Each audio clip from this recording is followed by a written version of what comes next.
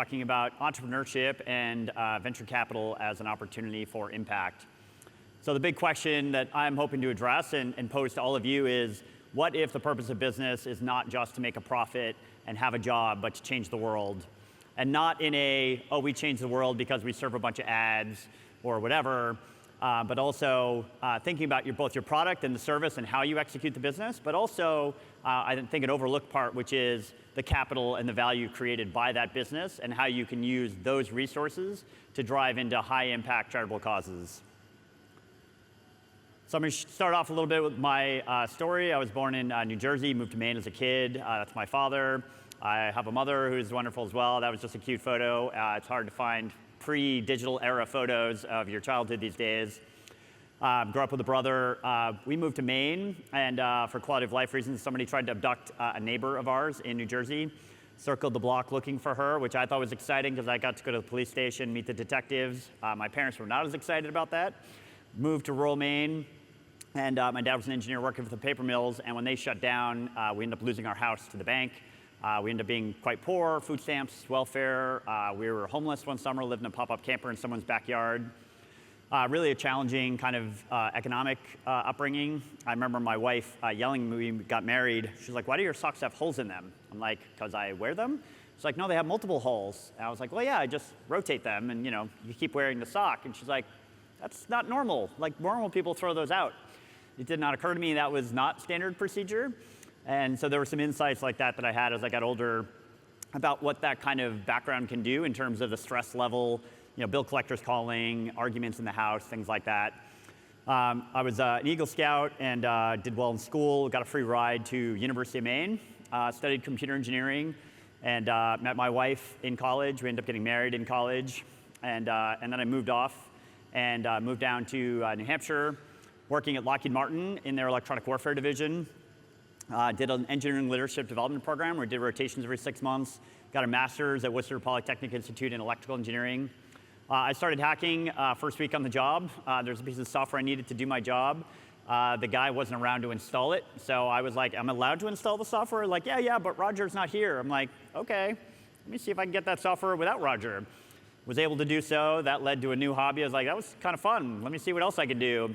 Started playing pranks on the coworkers. I had a couple of colleagues, and I told them that they'd committed a security violation to stand up and wait for security, and they're like standing up, and I'm chuckling to myself, and ended up taking over, finding a way to take over the whole network. Told the IT guys about it. They're like, I don't believe you. No, it'll never work. I'm like, no, it's a problem. Like, the whole network is at risk. No, prove it. I was like, give me that in writing, because I don't want to go to jail. Got an email, ended up taking over the whole network.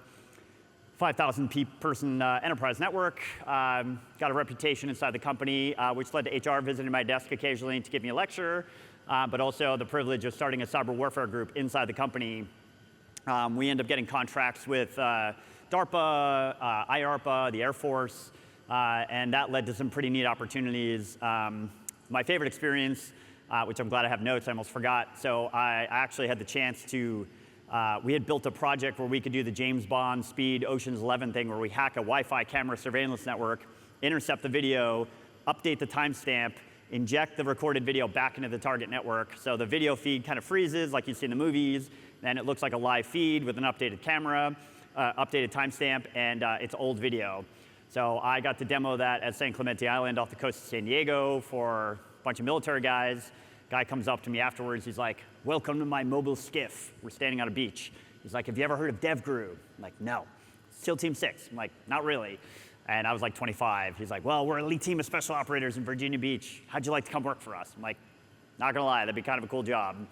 So ended up looking into it. It was like a GS-13 position. Turned them down. They kept saying they didn't have any money for tech. And like many of you, they had the perception hacking is kind of a solo operation where you clickety-clack on a keyboard, and 10 minutes later, you've reprogrammed all the traffic lights to do whatever you want. Like, the reality is, it's an engineering exercise, right? It's complicated engineering. It's not straightforward. You have to be very creative. But really, the best work is done by teams. You've got 5, 10 people working for months to really build innovative technology. And so I concluded I could not help them as well as a solo keyboard operator. I was already running a team of folks at that point. And shortly afterwards, after I turned them down, I had the opportunity to go to DARPA, which was an amazing opportunity I got recruited by a program manager I had been working with. DARPA was created after Sputnik, which was a big surprise to the United States. We didn't know that the Russians were launching a satellite. They beat us in the space race, and the president said, we don't want to do that again. So DARPA was created to create technological surprise for kind of national adversaries and prevent it from happening again to us. I ended up running a bunch of classified programs and had the chance to to transition those to the Air Force, to Army, to Navy, to CIA, to NSA, and another classified DoD group. Also had the chance to meet a bunch of really smart people, colleagues, people in industry, academia, research. Couldn't sell my house in New Hampshire, so I actually flew down to DC every week for 2 years, which was a little bit of a challenge. My wife and I were at our 4th child during that time, which was not trivial, but I'd go back Thursday night, kind of take Thursday night, Friday, Saturday, Sunday off, and then kind of go back and forth. That led to kind of thinking about what was next after I was exiting DARPA. It's a 2-year government appointment. They can extend to 4 years. I was like, what am I going to do next? I can take a cushy job at a big company. And my wife and I had been kind of leaning towards starting a company. I'm like, why are we going to do this? Like, what's the goal? If we're going to risk our house and all of our savings, everything we have nothing, we have poor families, why are we going to do that?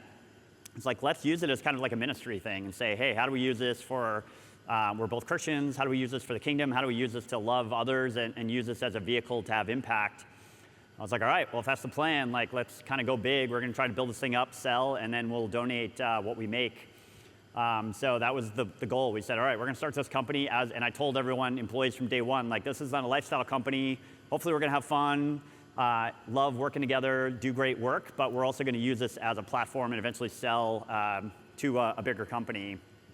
And that's what we did. So this is an early picture on the bottom left of our team. There's a picture of the team on the right, cool Secret Service little plaque thing that we got for a talk I gave. Did a lot of fun stuff. On the one on the left is a talk we were given at Black Hat on how to intercept hypervisors, which is super, super technical stuff that most computer engineers don't know about. Picture at NSA, I was at Fort Meade multiple times.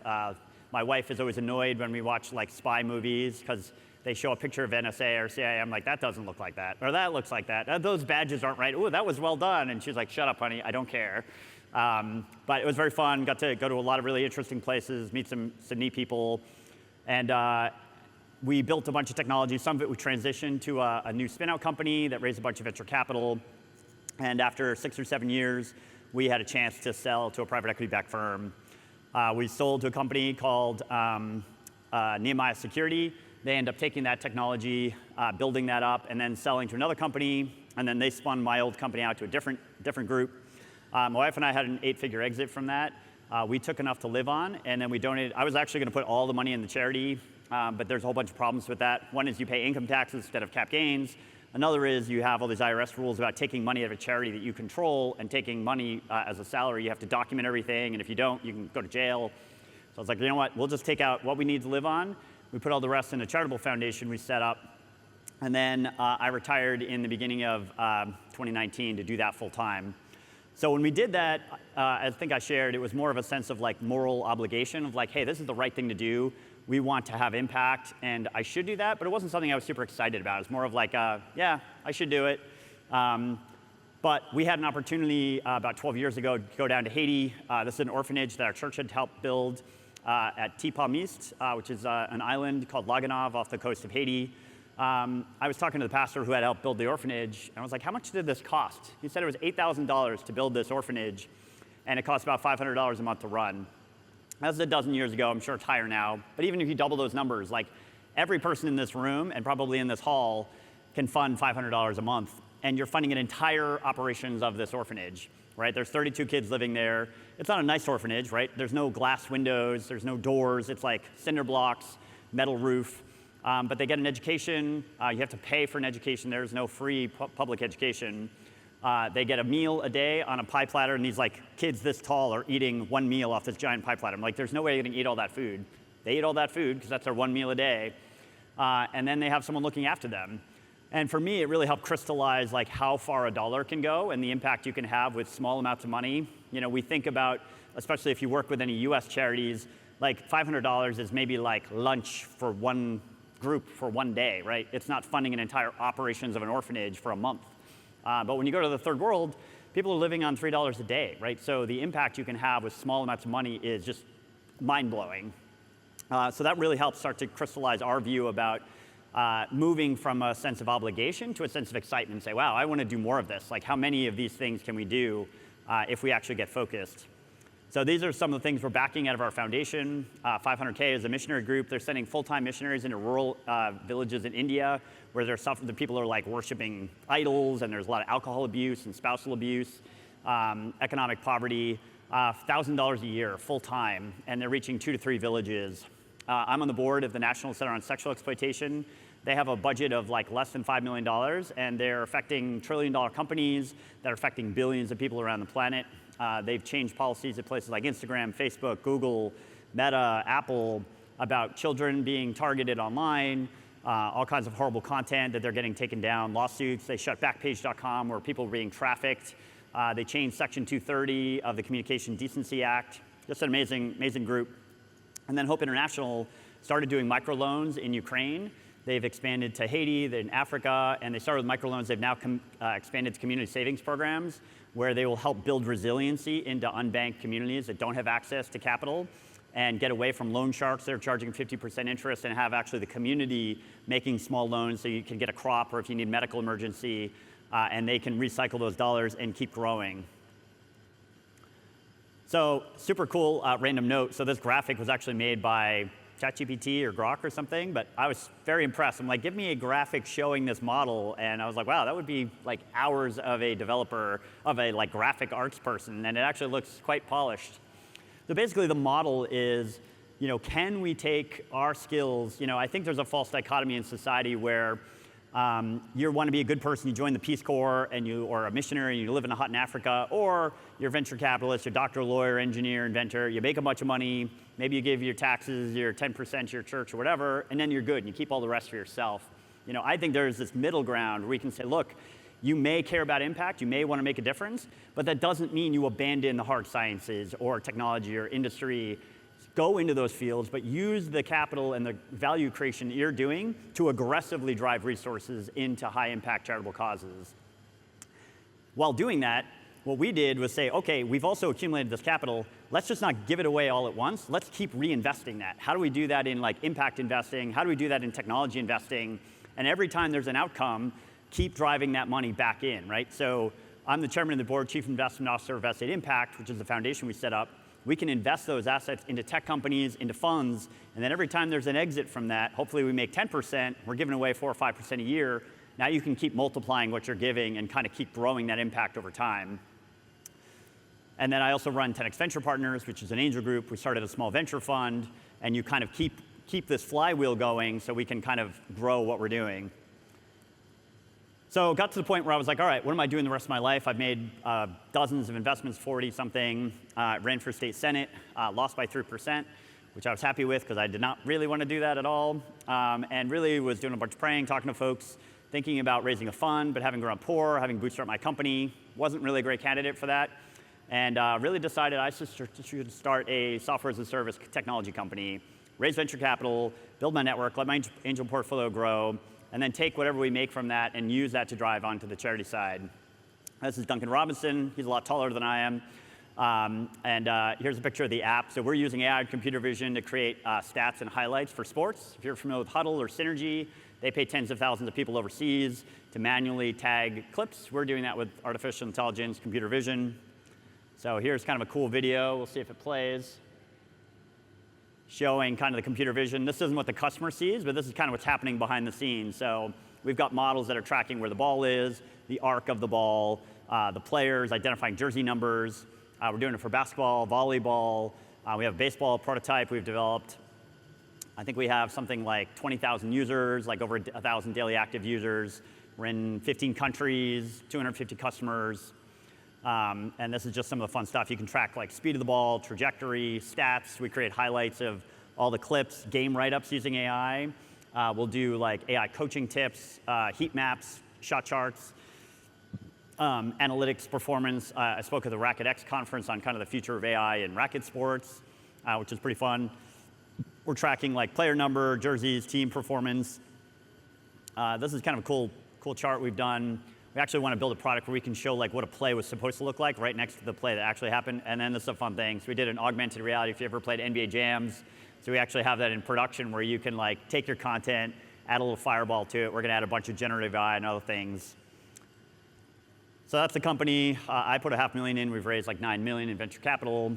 And our goal is to take those resources, pay myself back, and then use the rest to drive on the charity side. This is a picture of our team get together in Boston about a year and a half ago. Just a great group of folks. Really neat opportunity. And talking about impact within a company, one of the women in this group came from a very bad background in South America. We gave her like an Employee of the Year award, and she started crying and sharing her story about abuse she had as a kid and how impacted she was and kind of the family and support. So I think it's important, like, yes, I'm excited about kind of the capital value creation side of business, but it's also important to think about the people inside your company as well as your customers and partners and the product you build. Some products are great if you're building something that changes the world. Sports, I don't think we're changing the world in a huge way. I do think it's cool. We're going to touch some people. They love what we're building. But hopefully we have a bigger impact with our people, the way we treat people, and then what we do with the resources we have. So kind of going towards the end, so I want to talk about a couple of obstacles. Obviously coming up in poverty, something that was pretty challenging for me. That poverty led to some family challenges.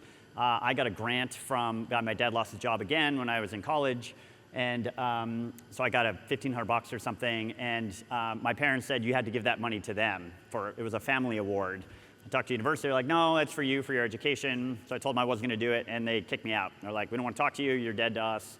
That led to them not talking to us for almost 5 years, which was pretty challenging. When you're a kid, you kind of view your parental support as like your anchor, and especially your mother, you think, moms love serial killers. When you have a mom that doesn't want to talk to you, that's pretty challenging to recognize. I was very fortunate to have a wife and her family being supportive in that time. Later, I got diagnosed with ADHD, which I have actually pretty badly. Never knew that as a kid because I did well enough in school. I really struggled with memorization, but I did well in math and science, and I'm just an avid reader. Realized like, wow, yeah, that's why I always forget things, and I'm constantly late to things, and like I understand that a lot better. That was another challenge that I'm still figuring out how to manage today. I work out often. Other people deal with trauma. They come from war environments. They have abuse, other issues. Kind of the takeaway that I try to share is like we all have things that we've had to face. And the key is, are you going to allow that to consume you and become your identity, or is that a challenge as part of your story of something that you've overcome through the grace of God, through the support of family and friends, and counseling, whatever you need to do to try to overcome those challenges, because we all have those. So the question I want to ask for the audience is, what will you do? I pulled a couple of stats. 71 cents a day can help give life-saving treatment at a primary healthcare facility. You can get people to help with nutrition. You can help a winter kit for kids that are cold. You can help kids that are in a conflict area. This is small money having massive impact around the world. There are tons of organizations that specialize in helping people to find high-impact charities. I had a chance to talk to a great young guy this morning who was like, yeah, I'm just trying to think about what to do, and I have all this energy, and I don't know where to put it. I was like, you need to find some stuff you care about, right? Think about what you're called to do. We all have different missions that we're given. Figure out what that is, right? And it's not, he's like, I can make money. He's like, but I don't want to just do that. I was like, that's right. Like, do that for a reason. Use the gifts and abilities you have for a purpose that's bigger than you. So there's a whole movement called Earn to Give, which is like, hey, if you have a high impact job, maybe you can make $500,000 a year as a lawyer somewhere, like, great. Do that and use that as a vehicle. That group 500K was started by a guy who wanted to be a missionary in India. They said, look, we don't need more missionaries. We just need funding to send these folks out. So he actually went back, became an emergency room physician in England. He lives on 25% of his salary, and he gives 75% of his salary to funding folks in India, and now runs this missions group. I was like, how cool is that, right? Like, that's a person who has their life and their priorities. He literally goes to a thrift store to buy his clothes. He's got 4 roommates. He's a physician at emergency room. Like, he doesn't have to do that, but he's rejected kind of the consumerist model of the culture he lives in England and said, look, I want my life to be about something bigger than me, and how do I have impact? Founding to Give, can you start a company? There's actually an entire organization about helping people who want to found companies for impact. Investing to Give, same thing. Or we can do nothing, which is kind of sadly the de facto for many people who are shocked, like, oh, it's just not something we've ever thought about. But I kind of want to change that model. These are some of the groups that I've come across in my time of like all the groups that are out there to help you. 80,000 Hours helps people think about high impact career choices. Generous Life and Generous Giving are both groups thinking about celebrating the stories of generosity and connecting with other people, like-minded views. Principled Business is very much about like restoring faith in capitalism through business owners that actually have high integrity and think about ethical perspectives of what they're doing. Waterstone National Christian Foundation, think about the technical side of giving. How do you do that where you don't lose tons of money in taxes or waste a bunch of money in fees? How do you do that?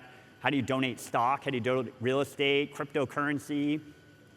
Give Well is a group, and Effective Altruism for Christians are groups that think about where should you give? How do you think about evaluating impact? How do you measure that when you identify groups? Ambitious Impact is that group that help people who want to start something, and they'll actually give you seed money to get started if you are a mission-driven founder. Founders Pledge and Pledge 1% are groups to get founders together to say, hey, I want to commit to doing something more than just making money for me or myself. I want to do something, and I'm going to pledge to give time, to give money for causes. So with that, I think we have a time for Q&A and discussion, and I appreciate the opportunity to be here. Wonderful. Thank you so much, Jason. I really appreciate your transparency and how you share about your journey and where you come from, and I found that to be very inspiring. We can actually go and have a little seat as it's your opportunity to ask some questions of Jason. What questions do you have? Yes, one over there. Do you ever get any negative responses when you reach out to big companies and let them know what you do? Do you ever find any that kind of like shy away from what you do? I missed the beginning part of that. The question was, do you ever have any negative response when you reach out to companies to share Yeah, what you do? that's right. I haven't really. I have gotten a lack of enthusiasm from some folks that, when I share some of this perspective, people are looking at me weird, like, that's weird, I don't really get that. Honestly, it aggravates me as a guy, the fact that the responses are very different by gender. Probably 90% of the women I talk to are like, that's awesome, I love that. You care about impact, you want to do more than just make money for yourself. That really motivates me. I'm already doing that. I've got this charity. I'm starting my company to do whatever.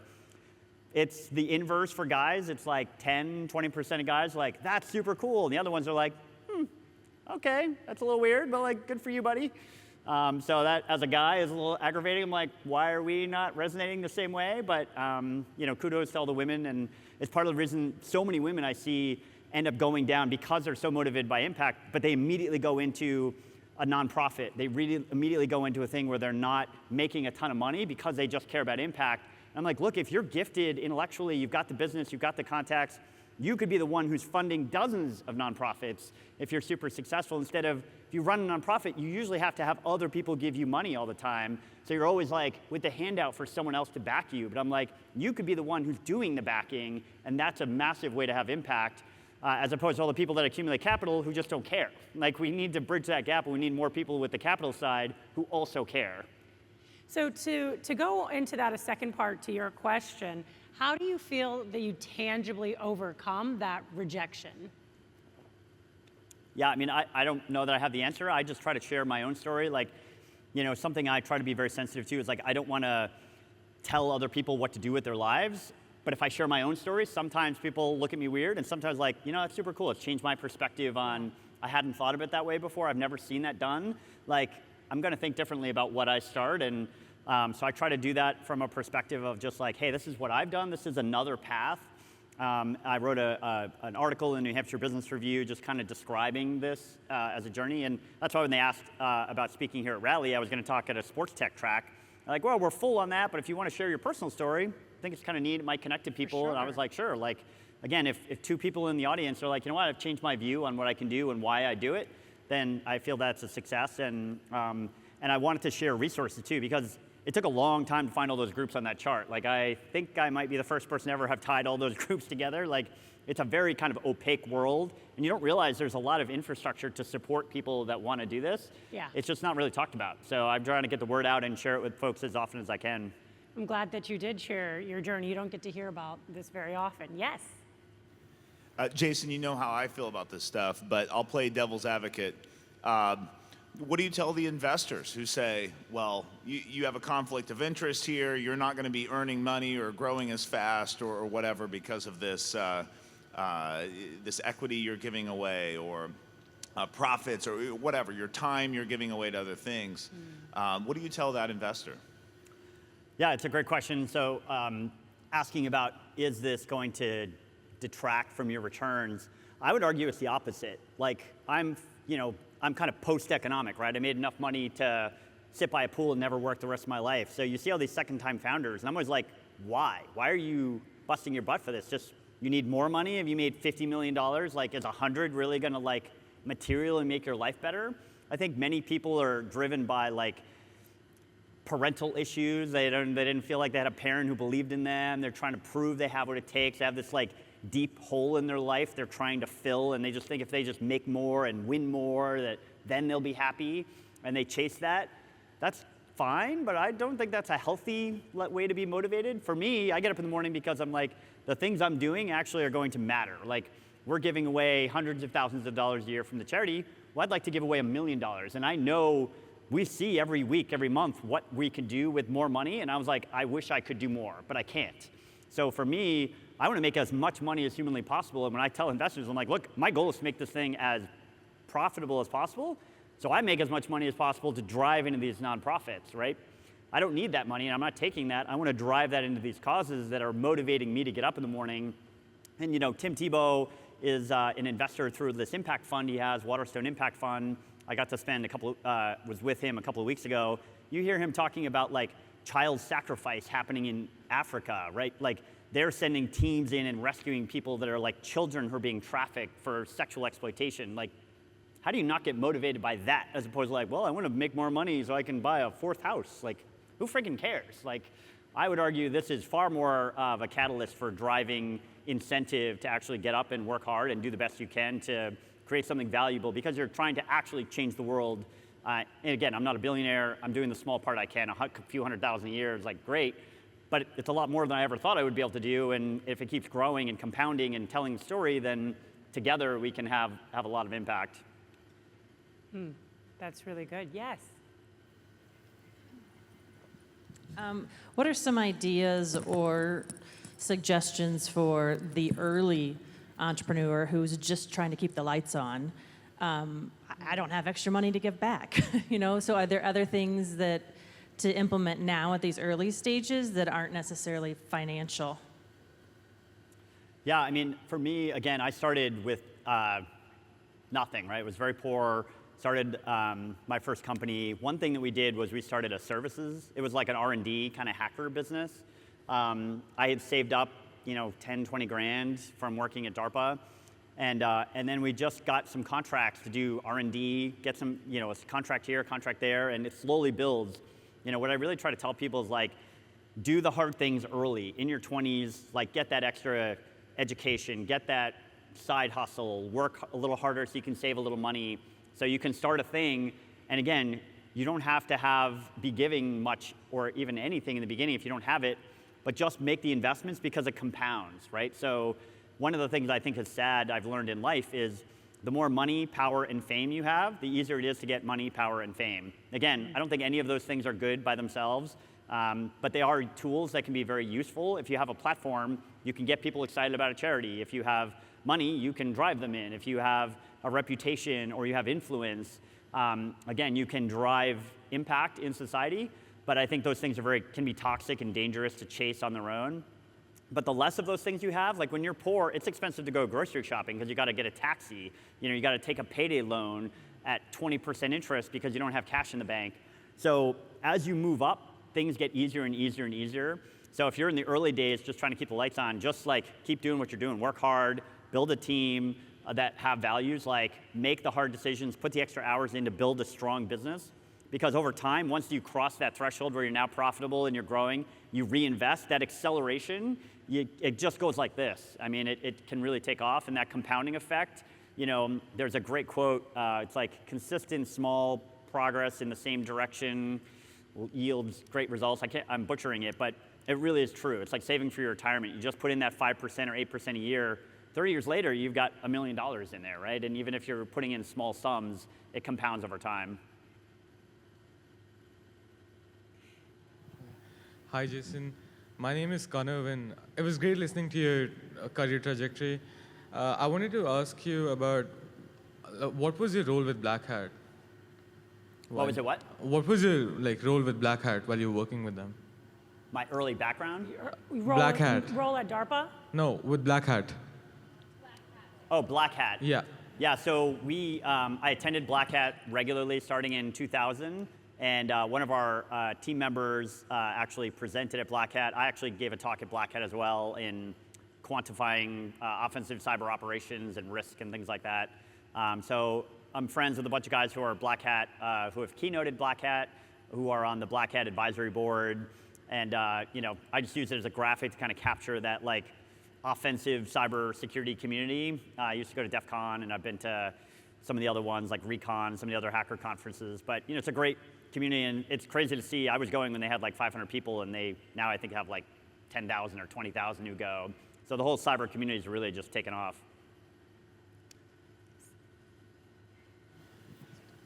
Yeah. Did you and do you kind of incorporate your purpose and particularly the charitable side into the businesses, and how is that messaged to the people? Yeah, great question. So the question was about incorporating it into the business. We didn't really do it at all with Siege, my first company. We were a defense contractor, so there's a bunch of rules about what we could and couldn't do. And also, I think that compounding effect, I really wanted the business to grow as fast as possible. We had a wide variety of people on board with very different perspectives and values, and we tried to be very welcoming of everyone who was part of the team. With Sports Visio, I did want to be a little more explicit, because it's one thing to talk about giving money someday, but everyone's like, yeah, sure, maybe you're going to do it, maybe you're not. So I wanted it to be something a little more explicitly part of our corporate identity. So Sports Visio, we've pledged to give 10% of profits to children's health causes. It's honestly more symbolic than anything, even though it's a public pledge, because as a venture growth, rapid growing business, we're probably not going to be profitable for a while. So it really is just more of a way of saying, hey, we're taking the stand. The reality is we may sell before we're ever super profitable, but we do want that to be part of our corporate ethos. Eventually, we want to do things like have corporate chaplaincy available to employees for mental health and wellness. Think about maybe time off, where we give employees a day a year to do a charitable thing that we might pay for. So there are things you can do to try to combine that in your culture. There's a great group called Faith-Driven Entrepreneur and Faith-Driven Investor. They have a bunch of podcasts and conferences that talk about how do you integrate values and your faith with your job or investing, to think about loving your neighbor, right? What does that mean to love God, love your neighbor, to personify that in your job? And that's something we've tried to learn from as much as we can.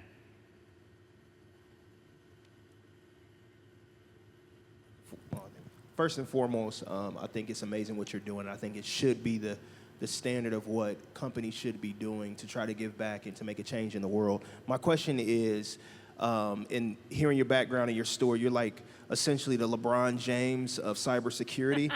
And I'm assuming that wasn't just something that you picked up in college, but there was probably some signs there early on. What would you do to encourage kids that may want to go into your background and your field, and may have early on some of those signs where they may be, maybe not LeBron James, but maybe Kyrie or something like that? What would you do to encourage them to in that vein if they're, third, fourth, fifth grade? I love the basketball analogies, by the way. I was proud of the fact we just won our A-League championship back home in a basketball league before I came out here. So You got the Jordans on. yeah, exactly. I got the Jordans. This is my daughter. I got to give a shout out to my daughter Ivory. She's always like, Dad, every time people compliment your sneakers, you got to tell them it was me. I was like, yes, I will tell them. She's helped me up the sneaker game.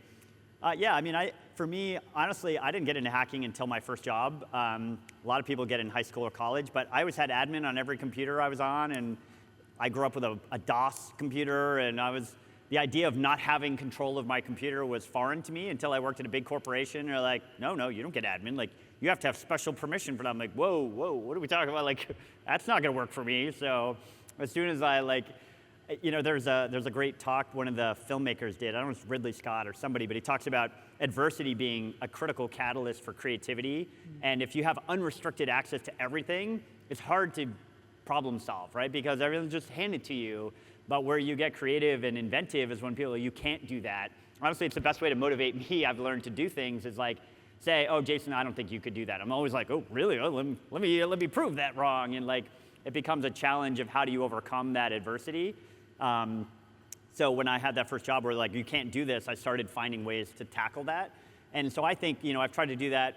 Actually, my most popular thing I posted on Twitter was a thing I posted about my son, where I shared that my son was like 10 or 12, and he was asking me when he can have admin privileges on the computer. And I said, the day you can take them, and then tell me how you did it.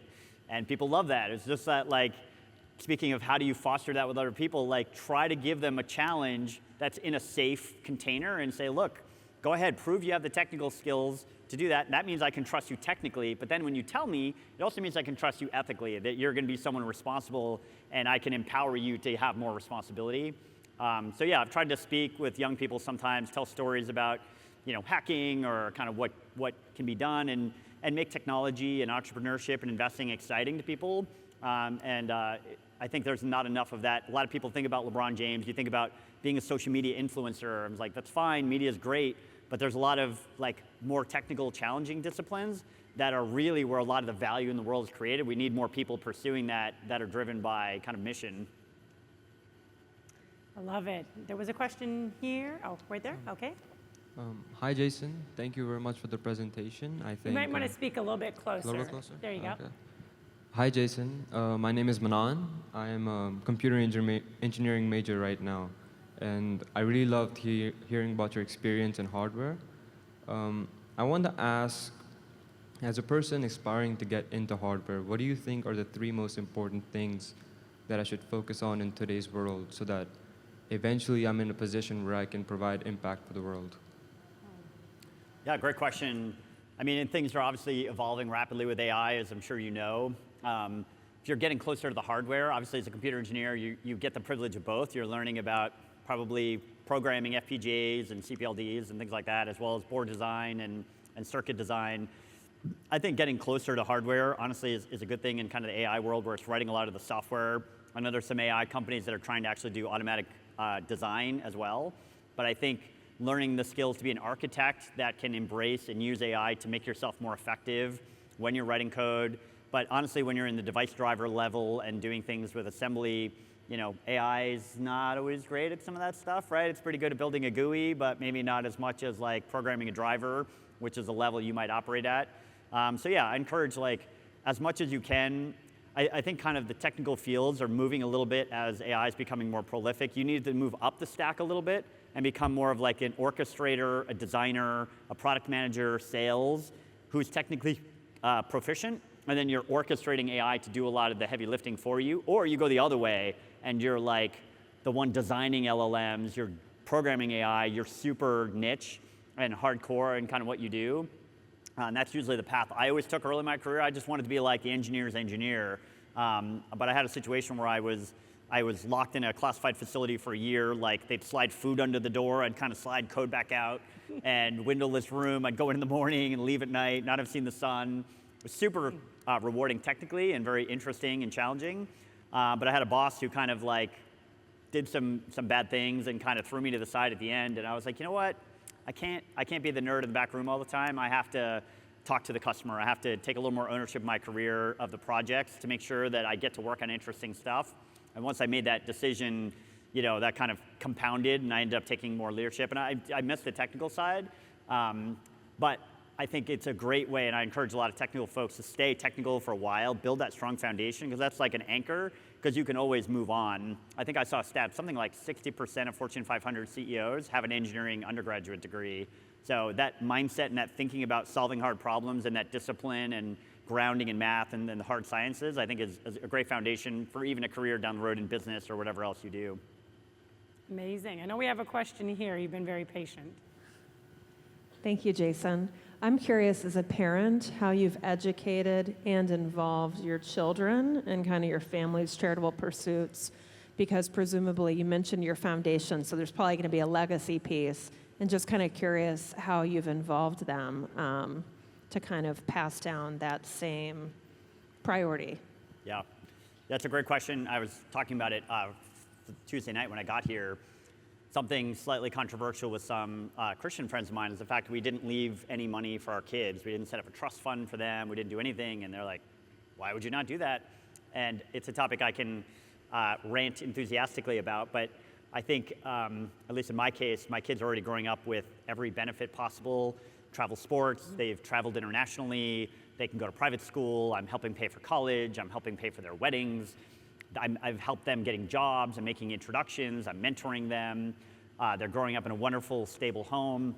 I'm like, look, once you grow up and then you move out of the house, you need to become an adult and live like an adult. And I honestly, so there's two reasons I wouldn't give them a trust fund. One is the opportunity cost, because like every $1 million that I would give them, for example, would be like 1,000 missionaries not getting funded overseas, or 200 orphanages or whatever that are not. I'm like, I'm not gonna not fund them so my trust fund, my kid can be a trust fund kid. So there's that. But then I also, even if there was no other greater cause, I still don't actually think it's helpful from a mental health. There's all kinds of data about kids who grow up, with a trust fund. They actually suffer from depression and a lack of purpose and a lack of mission and drive. Like, it's just not healthy. Like, people are meant to work and have purpose and identity and a cause. And if you're just said, well, you never have to do anything, you just sit there and scroll Instagram all day, like that's just not loving or healthy.